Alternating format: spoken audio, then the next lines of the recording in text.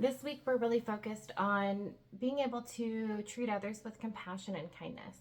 And this has been a reoccurring theme within the collective because we've forgotten how to honor one another.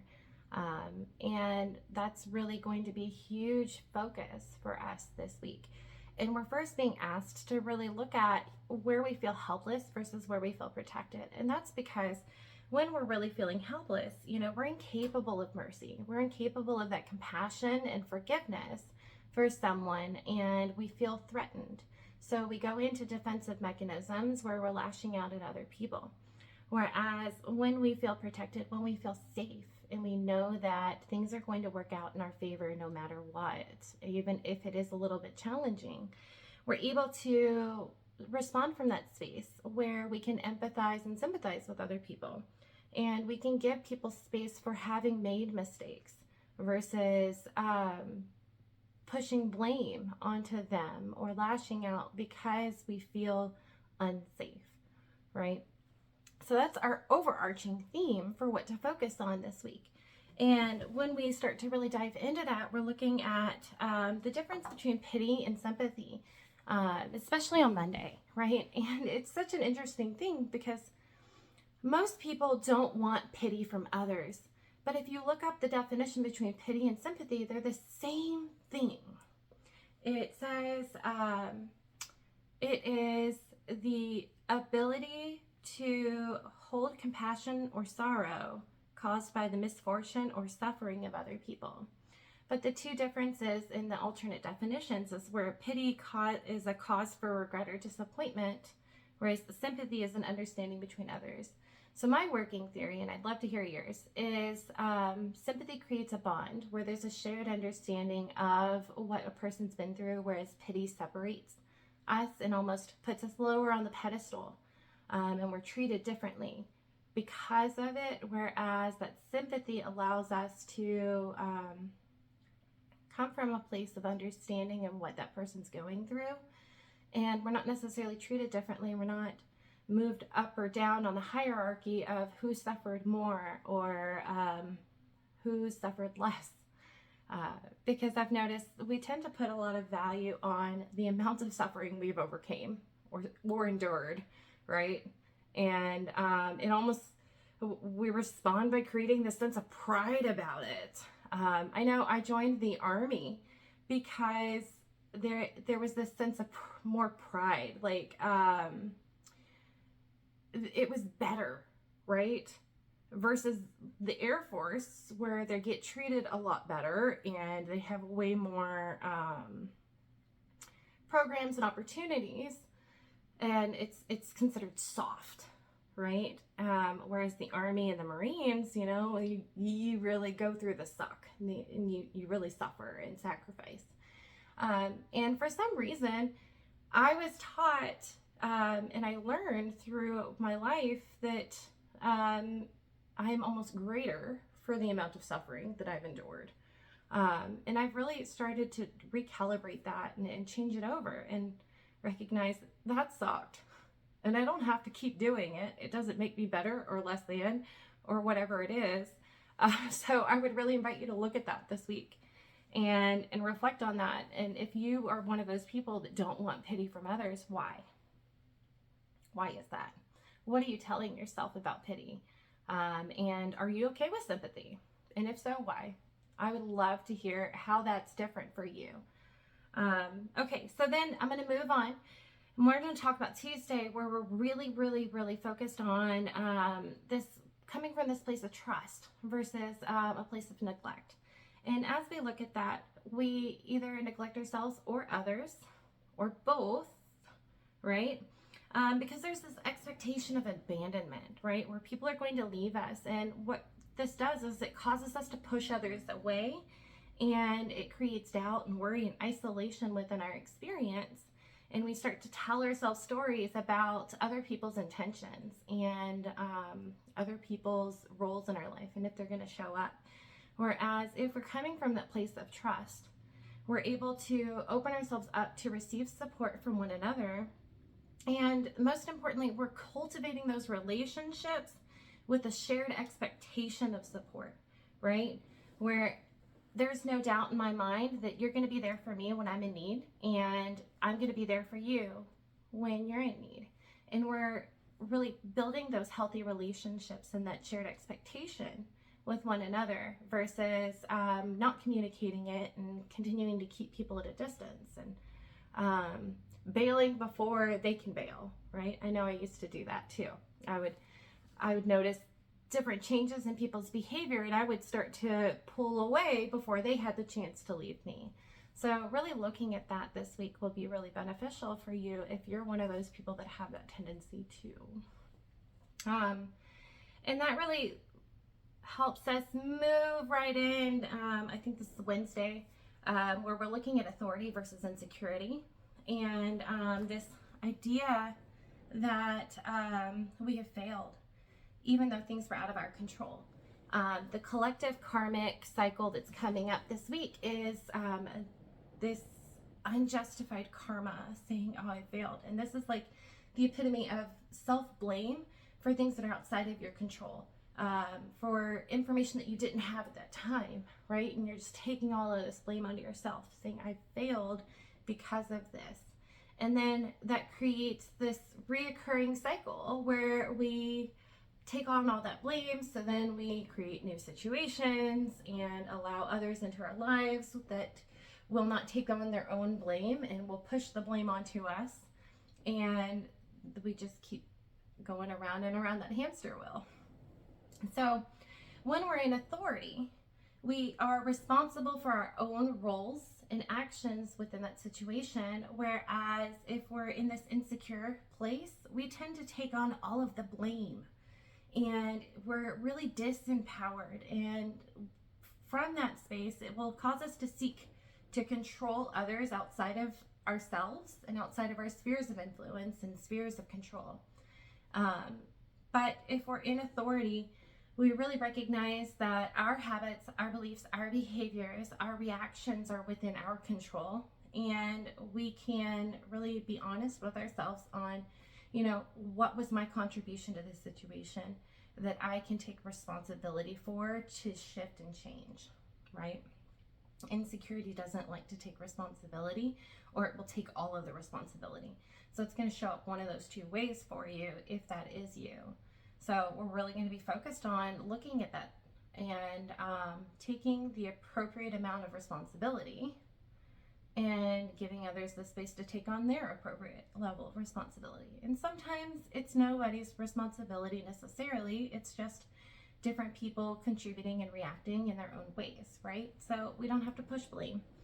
And then we will move into Thursday, where we're looking at worry versus courageousness. So worry is where we're creating this list of all the things that can go wrong, right? And it causes us to either overplan or get stuck in action paralysis, where we have anxiety attacks and we're stuck in fear because we can't see past all of the worst case scenarios that we just came up with in our head. When we're courageous, though, we're able to assess the risk, take necessary precautions, and step through that unknown, knowing what is within our control, right? Again, our habits, beliefs, behaviors, reactions, and then the things that are within our influence as well. And it gives us the ability to respond flexibly and shift and adapt to things. So you might have expected it to go a certain way, and you're able to be courageous and be flexible and adapt to that and shift how you approach it in order to have that best case scenario. Whereas that worry energy, you're really just stuck in those worst case scenarios. And even if you're trying to go through it and be courageous, it's very hard to do that because of all of that fear running. So if you are over here in that worry category, I would invite you to counter it with just as many absolute best case scenarios. And then look at your spectrum of experience, right? Because we all have our own threshold of absolute worst case scenarios that we can even think of, or our absolute best case scenarios that we can think of. And our experience tends to fall somewhere in the middle, and everybody's threshold tends to be a different variance, right?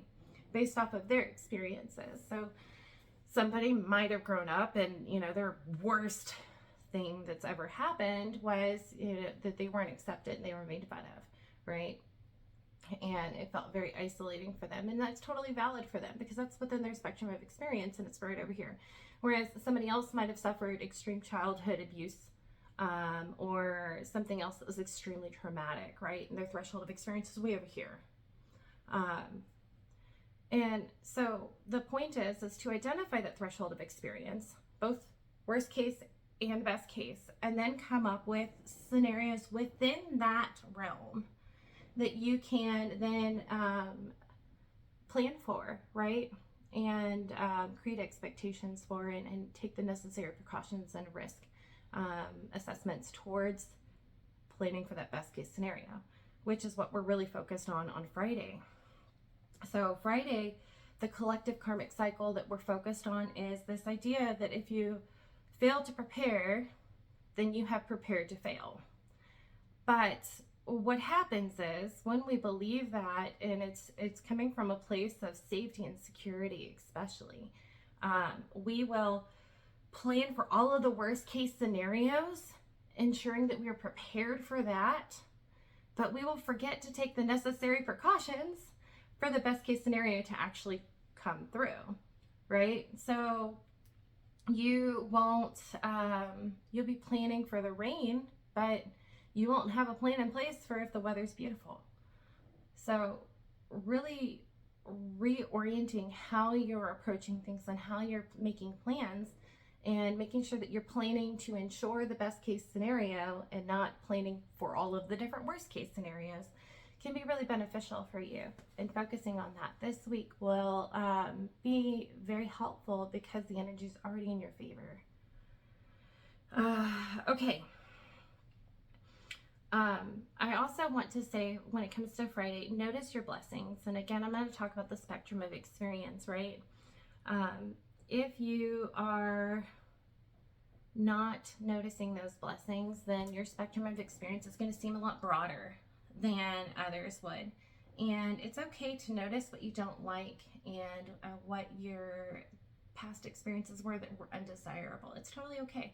But you also need to really recognize all of those experiences that are on the other side of that and notice the differences between the two and start to incorporate more of the ones that you do like, right? So what choices did you make? What was there that isn't there on the other side? Working through all of that and noticing those differences and those patterns between those situations can be really beneficial to ensuring that you're able to bring that forward into the future. Saturday is a reminder to be compassionate because we don't know what other people are going through. And if we were to make assumptions, we would be projecting our own experiences onto them instead of just allowing them to have their own experiences that are different than ours. So anchoring all of those behavioral changes that we have been working through this past week can really be compassionate, because when we are projecting our experiences and our expectations onto others without the communication aspects of it, then we're wasting a ton of energy being angry and frustrated and disappointed and resentful, and we can't control that or them, right? So be compassionate and hold space for people to make mistakes. Give them grace and give yourself grace, right? Treat yourself compassionately. Don't be so hard on yourself. Don't be so quick to take the blame.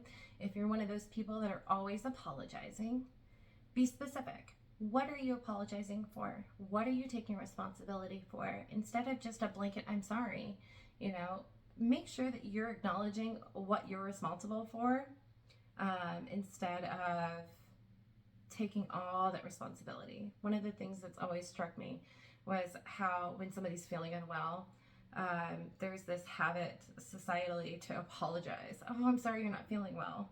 And when we do that, we're taking all that responsibility for them feeling bad as if it's our fault, right? And it's always so interesting to me whenever I started to notice that. And I was like, why do we do that? So when you're apologizing, be specific and acknowledge what you're actually taking responsibility for. Otherwise, if you're just consistently taking all that responsibility, even if you aren't Consciously agreeing that, yes, I'm responsible for you being sick. It's an energetics and subconscious thing where you're telling your unconscious mind, I'm responsible for this and I need to apologize because they are feeling terrible and somehow I contributed to it, right? Our unconscious minds are very literal. So be specific and really be intentional about what you're taking responsibility for. Sunday, we're going to look at where we're feeling anger. And if you were like I used to be, anger was my dominant emotion. I don't recognize many more emotions in my past experiences. There was just a lot of anger. And as I started really exploring the purpose of anger, when you look at emotions as an inner compass trying to drive you into an action, right? Anger usually shows up in one of two ways. It's either masking another emotion because it's pushing you into defensive mode where you feel like your safety and security are threatened, or it's a values violation and it's something that's internally important to you, and somebody has done something or said something that violates your internal values, and the anger is telling you, this is not my person. Or it might end up being your person, but you just need to communicate compassionately through it to help them understand that this is really important to you and they can accommodate that and be more mindful of it in the future. But when our values are violated, we tend to respond with anger because it's an internal defensive mechanism. What's important to me is not important to you, so therefore I'm not safe, right? So really exploring that anger and why it's there and what it's trying to motivate you to do. If it's motivating you to be defensive, what do I need in that moment in order to feel safe? If it's a values violation, the same question applies, right? So then it's, well, what value is it that is not being honored or I feel is being threatened based off of this experience? And being able to communicate that from there will be really, really beneficial for you in the future. The last thing I wanted to talk about, and I briefly touched on it, was the negative unjustified karma with the energy of failure. So again, we're going to be running this karmic hamster wheel societally where we're taking on all that blame. So again, acknowledge where you are not quite aligned, where the choices aren't quite aligning to your intentions, right? And then make the necessary adjustments, because the only true failure is the failure to grow. And perfection is just stagnation. There is no growth, no change within perfection. So don't seek for that. Seek for growth, right? Try things out and be playful with it. Tinker with it and try out different things. My daughter has this marble run where you build these different obstacles for the marbles to go down. And she has this tendency to really fall into that perfection. And she'll get really frustrated if it doesn't work the first time. And I have to remind her, but you just need to move things here and move things a little bit over here, and then I bet it'll work. And encouraging her to really try out different things. And when we start to tweak and try out different things, instead of getting down on ourselves saying that we failed, it can be really beneficial, because then we've noticed where we can grow and where we can change how we're doing things in order to change the outcome of it, right? So there is no perfection with growth. And if you've achieved perfection, then you've stopped growing. So I would invite you to really think about that and try to adopt a similar mindset when it comes to our approach in life, so that there isn't that intense self-doubt and self-blame, because there is no growth in that, right? We're just focused on all the things that are wrong and kind of sitting in that versus actively trying to change the experience, because fear can be paralyzing. So pay attention, and good luck. Let me know how things are going for you, and let me know your thoughts on that.